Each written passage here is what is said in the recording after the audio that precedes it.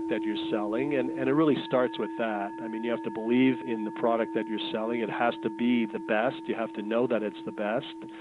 And then you have to be able to know how to manage a business.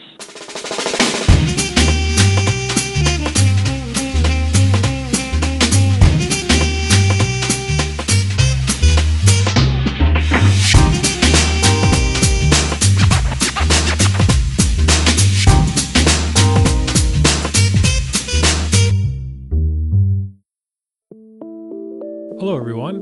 Welcome to episode number 13 of the Rose Bros podcast, where my goal is to share the life lessons of other entrepreneurs, athletes, and interesting people in general, all the while enjoying a nice cup of Rose Bros coffee. This episode, we are joined by Peter Fraiberg, owner of Grumans Delicatessen, a mostly traditional Jewish deli located in Calgary, Alberta. Grumans has been serving the Calgary area delicious Jewish-inspired deli food since 2005. Started by Peter Fraiberg and named after his mother's side of the family, he is now joined by his sister Gail at their original downtown location as well as a new location in Britannia. Grumans is a true deli featuring lots of takeout foods such as knishes, latkes, Montreal smoked meat, assorted soups, slow roasted beef brisket, cabbage rolls, and a lot more. It was an interesting episode as we talked about the history of Jewish delis and cuisine, the restaurant industry, and lessons learned along the way, as Peter has built not one, but two successful restaurant businesses to this point. Hopefully you're staying healthy otherwise. Enjoy the show. All right, we'll get going. Welcome to the Rose Bros podcast, Peter. Thanks for sitting down. I appreciate it. Hey, no worries, Trevor. Thanks for including me. I'm sure you're on your toes these days, given everything that's going on with the coronavirus. I'm in the catering business, and the beautiful thing about the catering business is you can plan. Events come in. We may not have this catering till next month if it's, let's say, a wedding or a party, so we can kind of plan. We got a month to plan. And even our daily corporate catering, we're able to look at next week and see exactly a full calendar of breakfast, lunches, and we can organize ourselves. Well, that's all gone. It ended a few weeks ago, and now we can only plan for tomorrow, and even that's a little difficult. It's almost like you wake up in the morning, it's like, okay, I wonder what today has. And that's what the restaurant business is all about. You never really know who's coming, when they're coming. You open up your doors, you sit, you wait. Yeah, the world has changed, but we're adapting and we're changing with it. For people listening, Grumans is a Jewish deli. You started in 2005. Can you give a bit of history on how it got going? Yeah, for sure. So I came to Calgary in 1980 from Montreal, worked my way through the restaurant business. I guess my claim to fame was during the 90s, 1990 to 2000, we had a catering and restaurant company called Savoir Faire. And very successful. We sold it in 2001. And I had to kind of sit back, and it was actually a good time in my life. They forced me to take a couple of years off, and I had the opportunity to bring up my two daughters over those 2 years, and also during that time try and figure out what it is I was going to do. Wow, that's awesome. So being from Montreal, I always thought about that delicatessen, that Jewish-inspired deli that I know and love from growing up in Montreal. So I decided, well, let's go for it. We were sitting around a table and trying to figure out, well, what are we going to call this thing? What name are we looking for? And when you research the delicatessen, North American delicatessen, and in New York there's Katz's Deli, in Montreal you have Schwartz's. There's a place called Ziggy's. Well, these are all people. These are real people. Katz's Deli in New York, right now it's the 5th generation of Katz's that is running that place. So we came up with the name Gruman because that's my mother's maiden name. This is sort of a tribute to my mom. A lot of the recipes are hers. Like I said, this is the food that I was brought up on, and this is the food that I always wanted to do. Jewish-inspired. Mm-hmm. We're not kosher. Kosher's a whole other ballgame. Mm-hmm.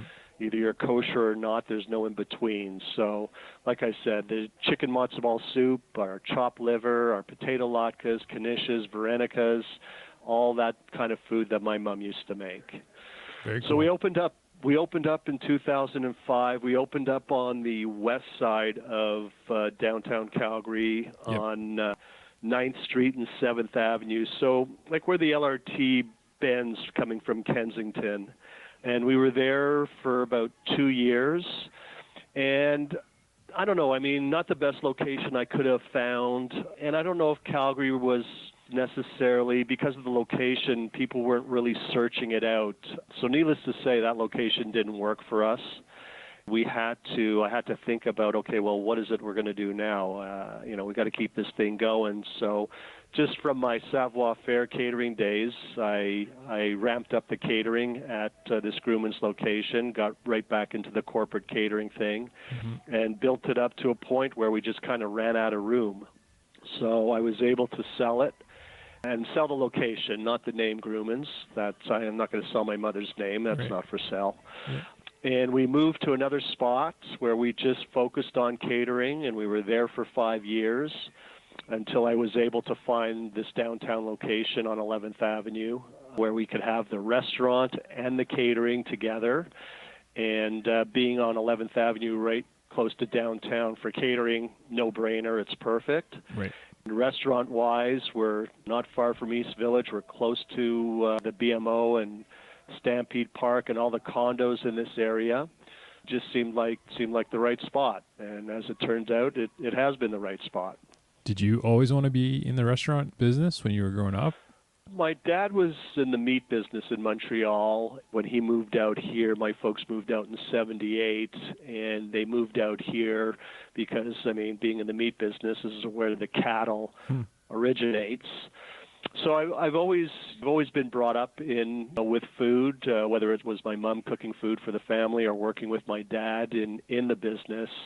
And I came out in 1980, and when I came out, I was kind of thinking, well, I got to sort of reinvent myself. I didn't really want to work with my dad anymore. That father-son relationship, it's tough. It's a little tough when it comes to business.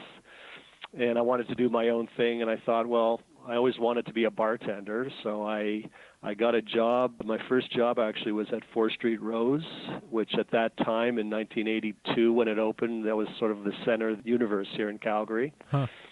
And then I slowly kind of worked through it. And typically working in the restaurant business, a lot of people, if you're a waiter or a bartender, you're doing it sort of part-time as you're going to school, or you're doing it part-time just to supplement your income.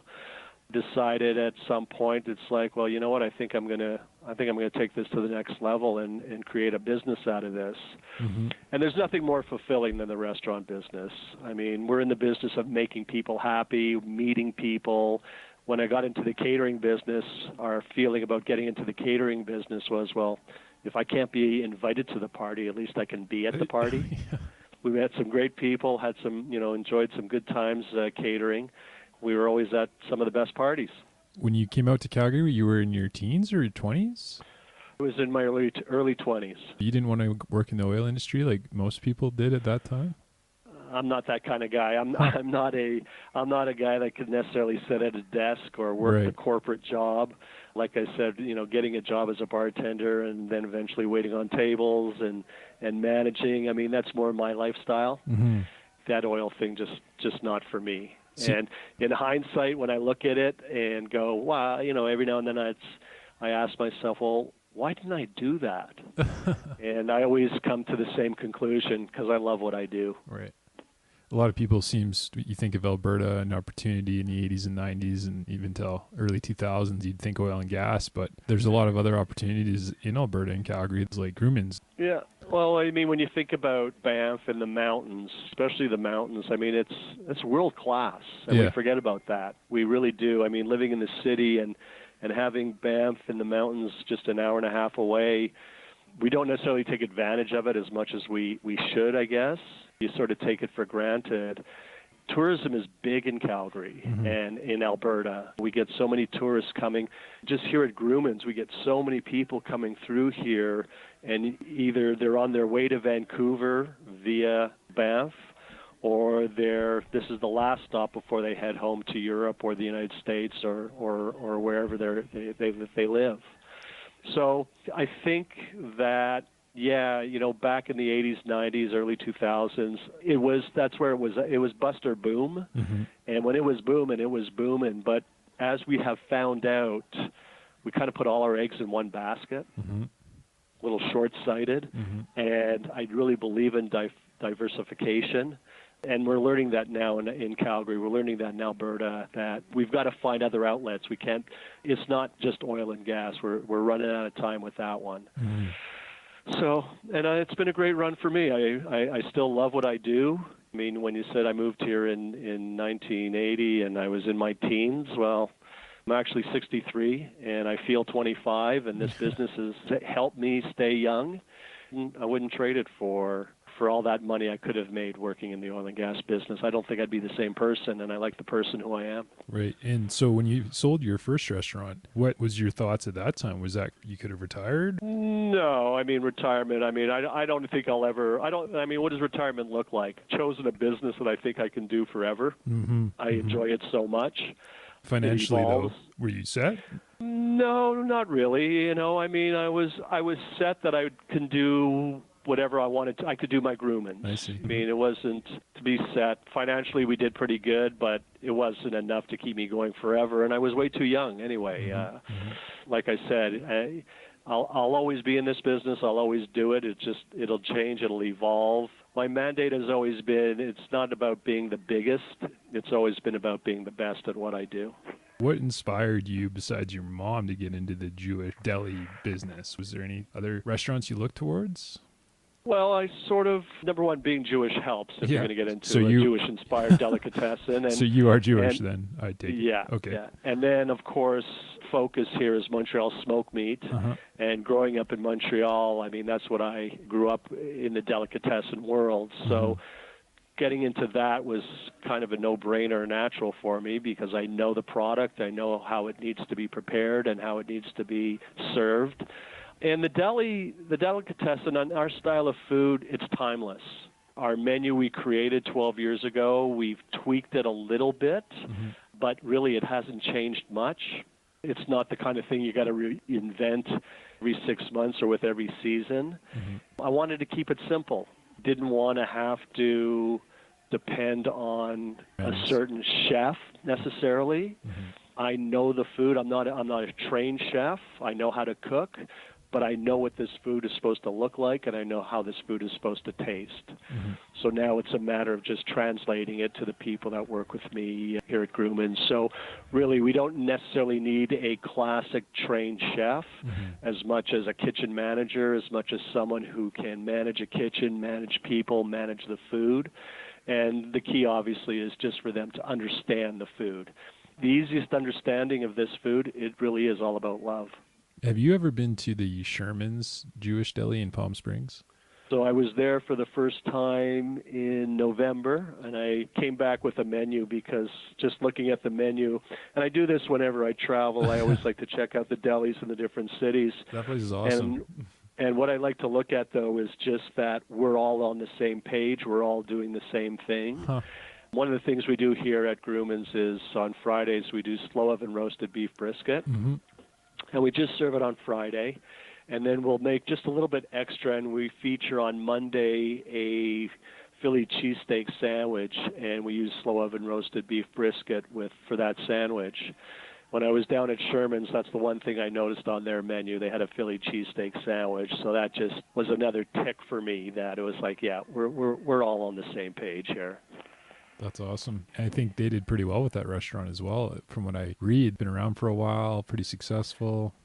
Yeah, once again, I mean, especially can we call it a resort town? I think we can call it a resort town, Palm Springs. I mean, so many tourists, so many people. And so a lot of people, that's it's the deli's tradition. You go to Palm Springs, and it's like, okay, we got to go to Sherman's. I mean, because you never get a chance to go there except when you're in Palm Springs. So Grumans, and that's what people have to realize, that you actually have a Sherman's right here in Calgary. It's called Grumans. Yeah. The only thing is, once again, you come here and you get hooked on it, you're going to come a little too often. But honestly, every time people come here, they love it. And that's our idea, is to make them feel comfortable, make them feel at home, make them feel like family, so that they can come back whenever, as often as they want. How does Sherman's or the West Coast Jewish delis compare to the classic East Coast delis that where everything started? Similar but different. You know, I mean, when you talk about the history of the delicatessen, when you talk about the history of smoked meat, that was brought over from Russia by the Russian Jews, the immigrants in the early 1900s. So they're landing at Pier 21 in Halifax, or they're landing in New York, and then they would kind of go west from there. And when we say west, they'd go to Montreal, they'd go to Toronto, they'd hit Winnipeg, and then it kind of stopped in Winnipeg. Winnipeg's a big deli town. Mm-hmm. But west of Winnipeg, there isn't much. I don't think there's anything much in Vancouver. Calgary has tried it a little bit over the years, but really we are the only, that I know of, we're the only authentic Jewish-inspired delicatessen here in Calgary. So this is very East Coast influenced. This is very Montreal, Toronto, New York influenced. Mm-hmm. Down in the States, a little bit different. I mean, population down there, I guess it was people heading west. They took what they had and they come west, young man, and that's what happened. But I mean, that's how they built the United States. So Sherman's is your classic New York style deli. On the menu, what's your favorite item as of today? The menu doesn't change. It's timeless, but we make our own latkes here, which is cured salmon. We bring in our bagels from Montreal, and we use a whipped cream cheese. And there's nothing better than a bagel, cream cheese, and latkes. And for me, it's about memory, and the delicatessen's about that too. You know, a lot of people will come here, they'll have our food, and we take them back to another time, take them back to an experience, or growing up somewhere else than Calgary. And I remember on Sundays, we used to jump in the car and go to my aunt or uncle, or they would come to us. And my grandfather, my Zadie Gruman, my grandfather would stop on his way over to wherever we were going to be, and he would pick up brunch. And he would pick up the bagels, the cream cheese, the latkes. He'd pick up the Danish, and just all this great food. So that, for me, is when I have a bagel, cream cheese, and latkes, that's the memory that I have. Growing up in Montreal, when we were young, we used to ride our bikes to Schwartz's, run inside, and sit at the counter, have a smoked meat sandwich. Then we'd be in and out of there in 15 minutes and head to the next place. So when I have a smoked meat sandwich here at Grumans every now and then, just to, you know, I'm always sampling the food. When I have a smoked meat sandwich, it brings me back to that experience. Mm-hmm. But it's all really good. I mean, we were very lucky. 2 years after we opened here, we were able to be on the show You Gotta Eat Here. Okay. Cool. And on that show, we did our Reuben sandwich. The Reuben sandwich, we sell as many Reuben sandwiches as we sell smoked meat sandwiches here, because the Reuben, it's classic. Yeah. And if you can't make a good Reuben sandwich, you shouldn't call yourself a delicatessen. Yeah. It's very simple. It's a classic sandwich. So I enjoy a Reuben. I had one the other day just to remind myself how good it was. Yeah. But honestly, like I said, the menu's timeless. It's just what mood you're in. It's all really good. You've recently opened a second location in Britannia. Yeah. Is goal for Grumans to slowly grow or to keep it small and high quality?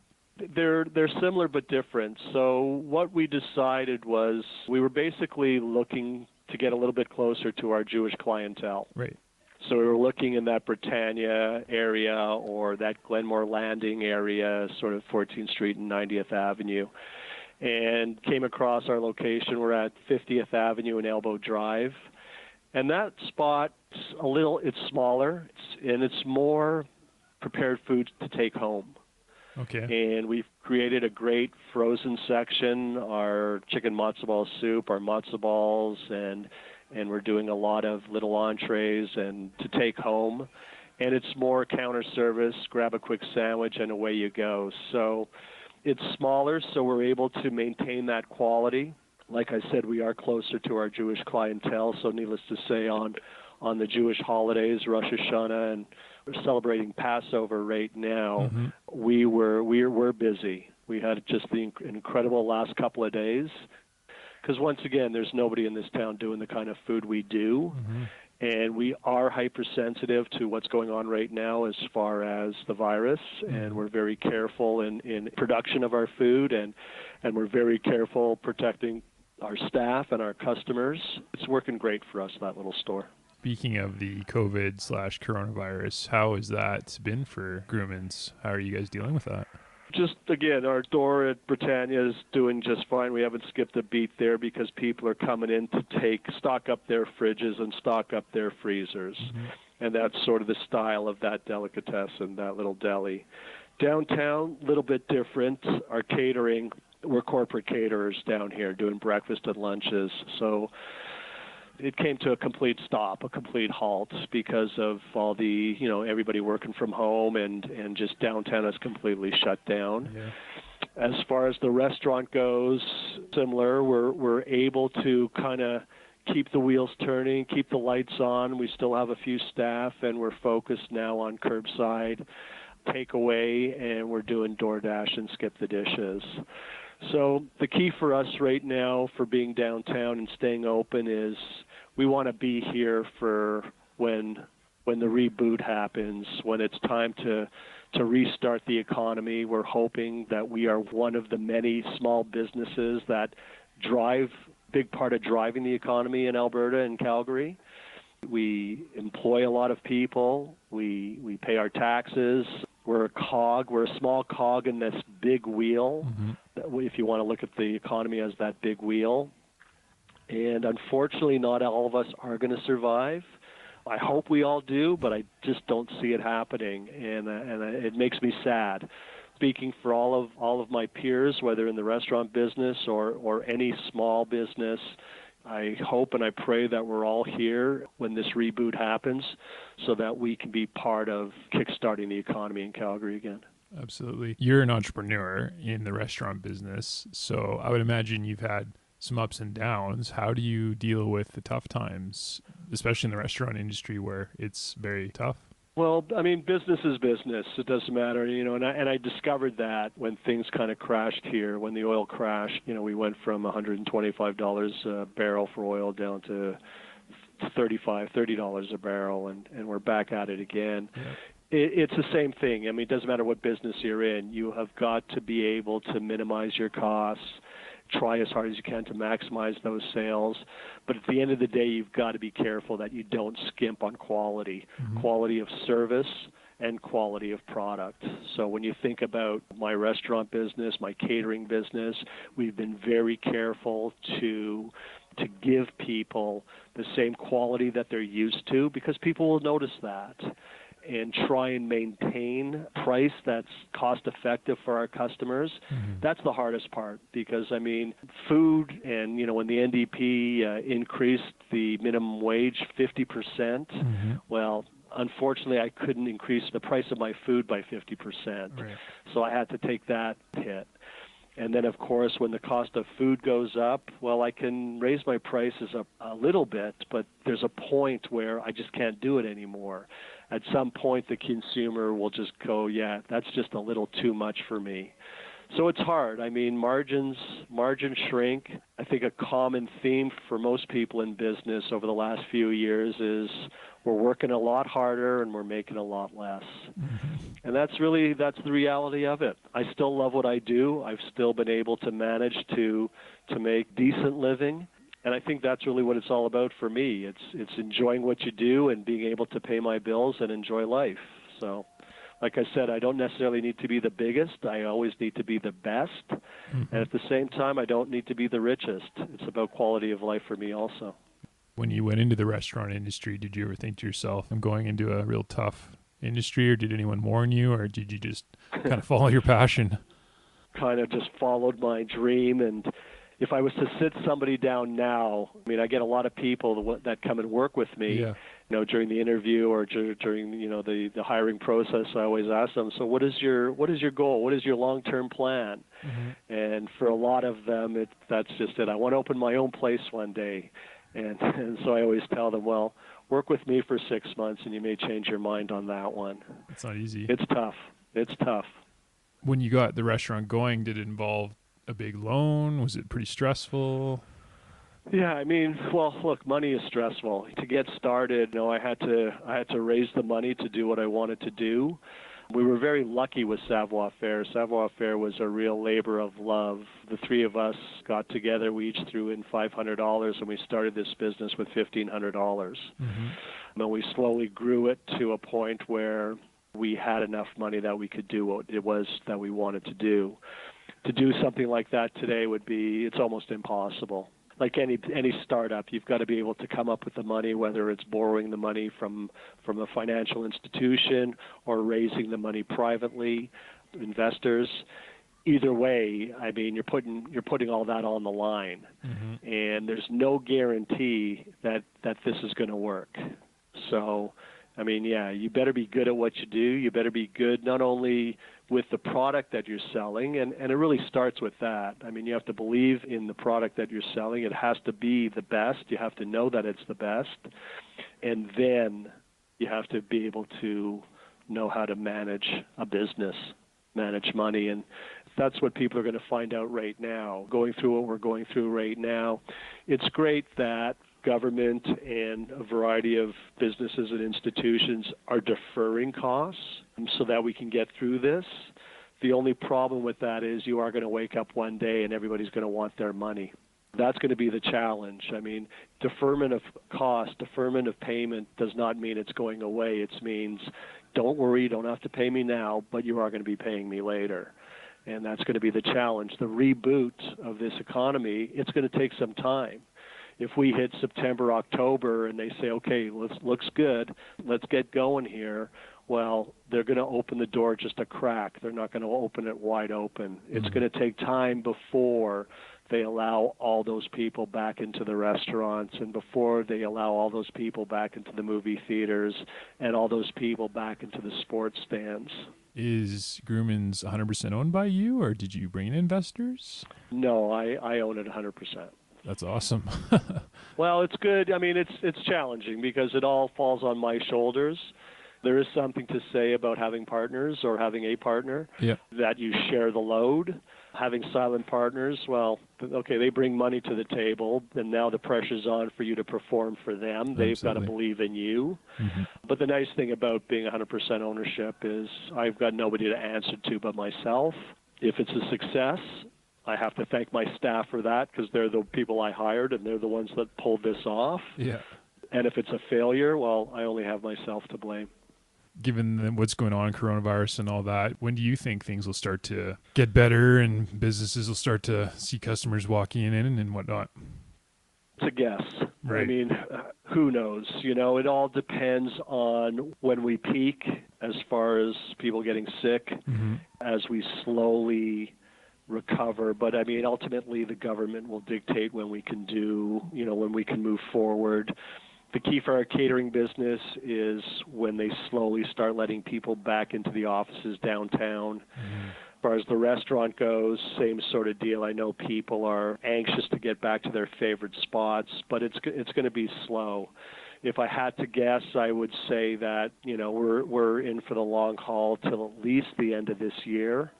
And I mean recovery-wise. I don't mean sickness-wise. Yeah, for sure. And then if all goes well, 2021, I mean, we don't look back. That's what I think everybody's looking. People's attitudes are going to change. The world is going to change. The way we do business is going to change. I can only guess what that's going to look like. I mean, you just don't know. So hopefully people will be back. Hopefully they'll have money to spend and support small business. Once again, if we give them something that's really great, they'll be happy to spend their money on it. Similarly, the corporate catering downtown, I mean, people are going to have to get together and meet and figure out, okay, where do we go from here? And our job is to feed those people.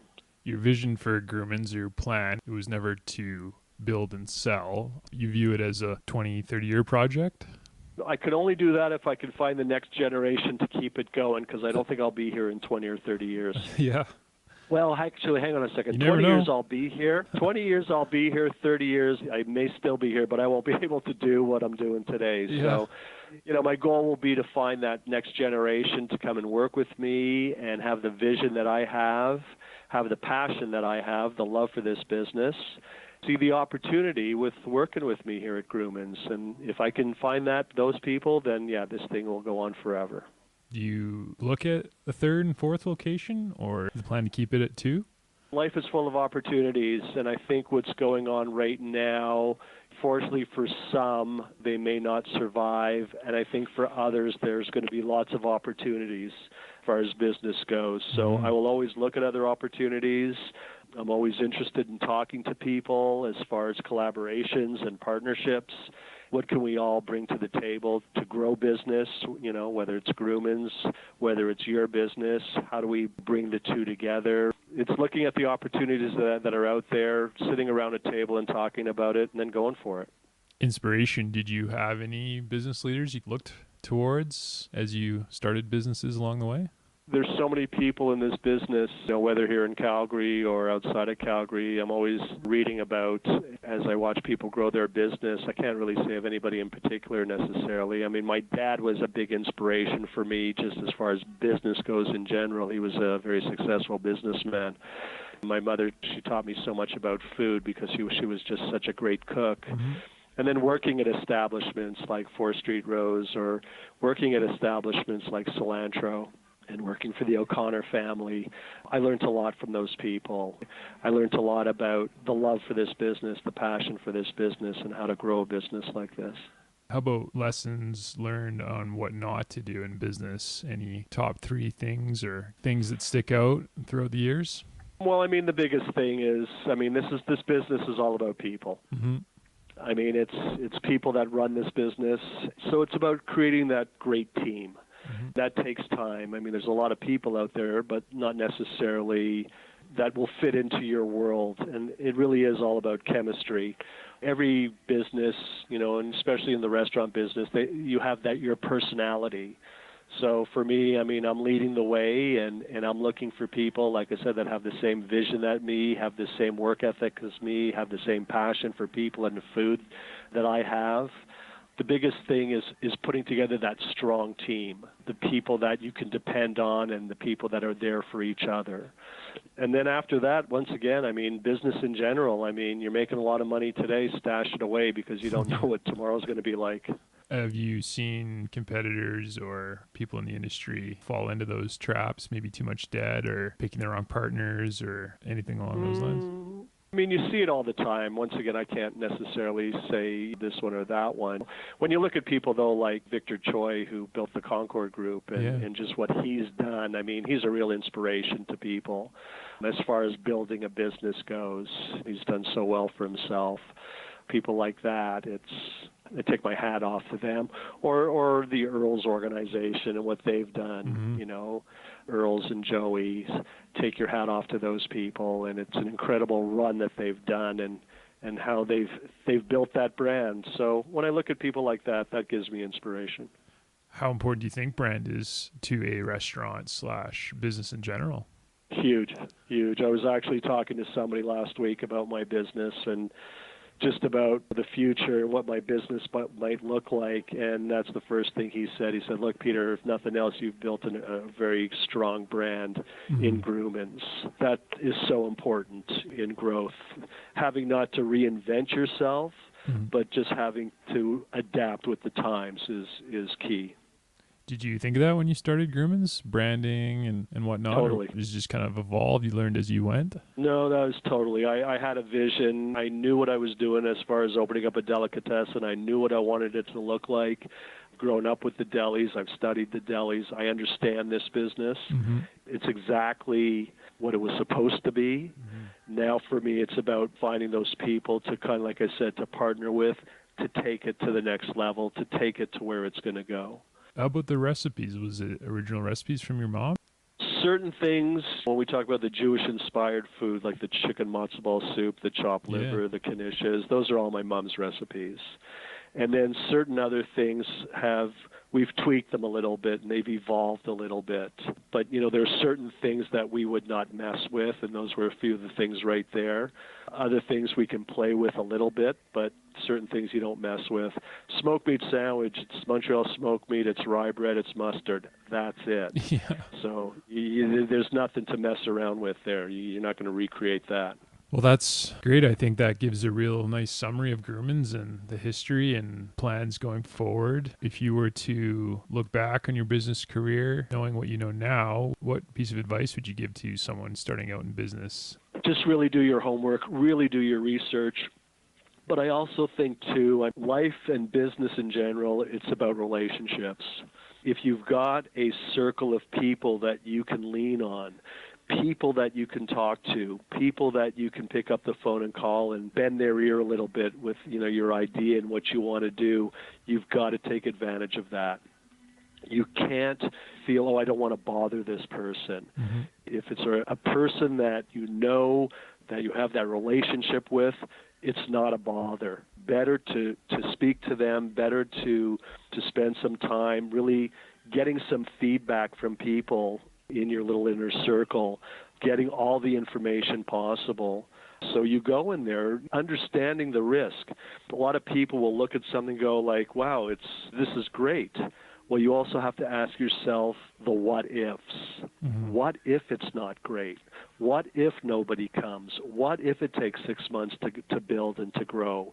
What am I going to do? What's going to happen? You've got to look at the downside. You can't just look at all the upside. Great. I really appreciate it, Peter. I think that's a great summary of Grumans and a bit of current events. So I think we can leave it there. I really appreciate you taking the time. No, it was my pleasure. Hey, everyone. Thanks for listening. Hope you enjoyed the show.